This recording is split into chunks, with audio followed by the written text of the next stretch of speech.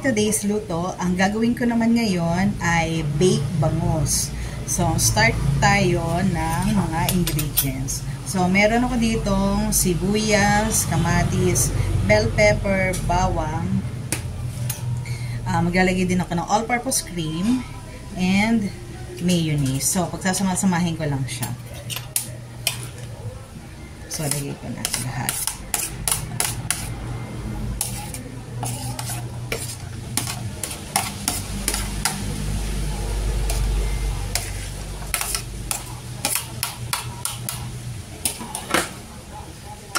Then, lagay ko na itong mayonnaise.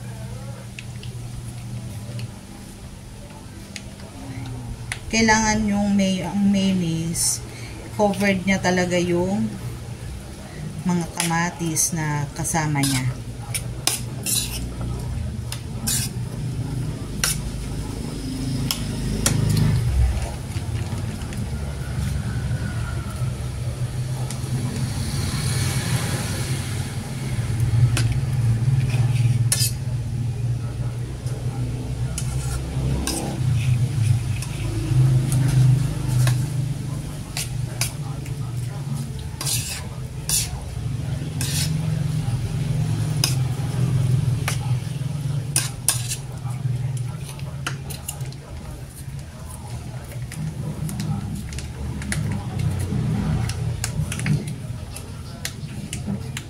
Hindi ko muna nilahat talaga kasi tinatansya-tansya ko lang muna kung kakasya yung mayonnaise. So, ito, maglalagay na ako ng all-purpose cream.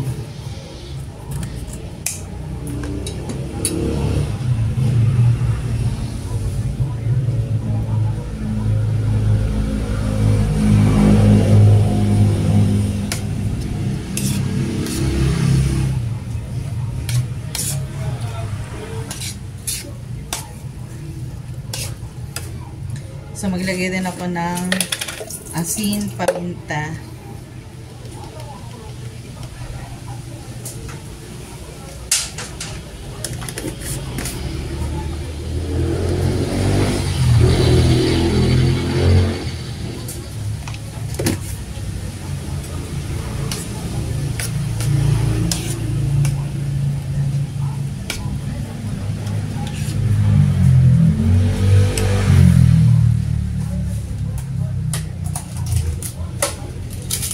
Maglalagay na din ako ng seasonings.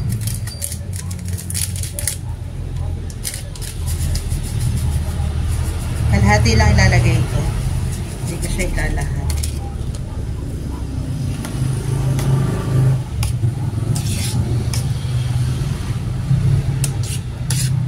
So, yan. Ready na yung panlagay ko ng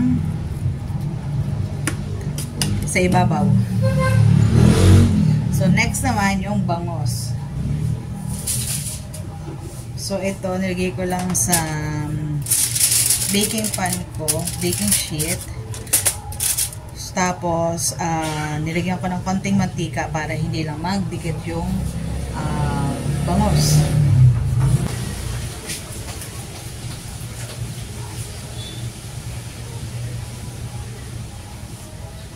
Titimplahan ko ito, lagyan ko ng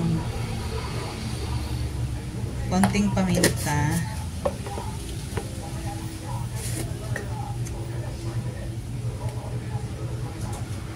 konting asin, lagyan ko rin ng konting paprika,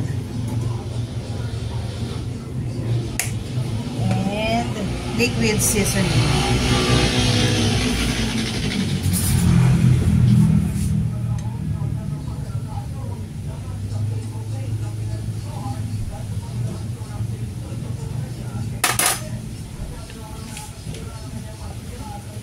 So, kailangan natin i-spread siya ng mabuti para lahat ng edges may timpla. So, ibibake ko muna siya ng mga at least 15 to 20 minutes.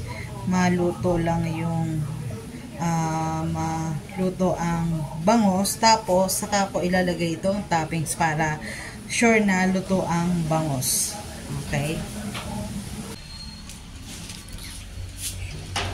Isasalang ko na tong bangos. Mga 20 minutes ko siguro, 15 to 20 minutes ko lulutuin. See you after 20 minutes.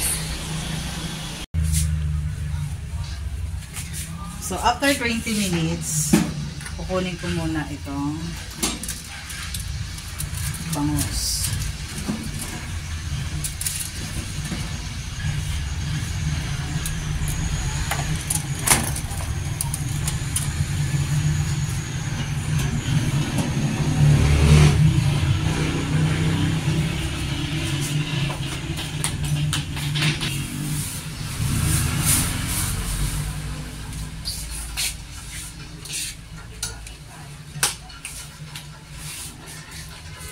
Next, ilalagay ko naman yung ginawa ko kanina mixture.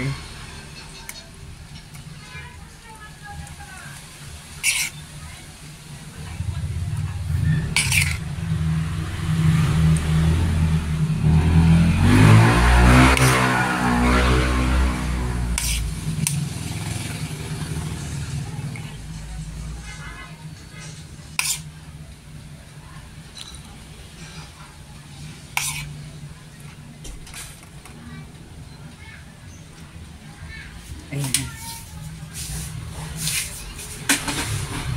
Then, after nyan, ibabalik ko ulit. At isasalang ulit natin para maluto naman yung ibabaw.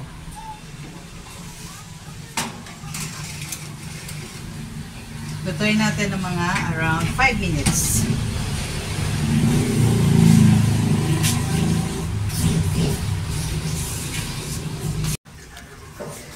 So, after naman na maluto na, ay, kabayong init. Sorry.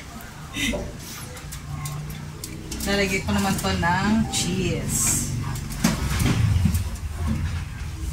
Yan, ang bango. Ang bango-bango niya.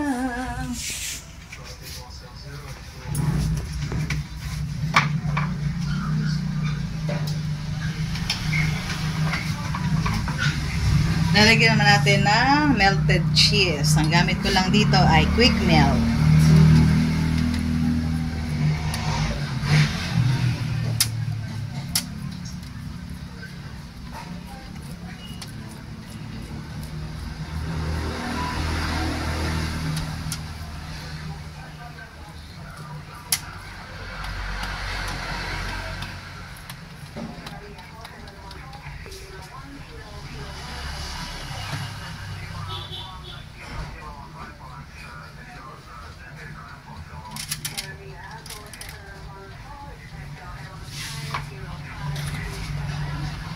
Para mabilis lang siya mag-shred, lagay nyo sa freezer yung cheese bago nyo yadyarin. So, babalik ko na ulit para matunaw ang cheese. Set ko lang siya ng mga 5 minutes or mga 5 to 10.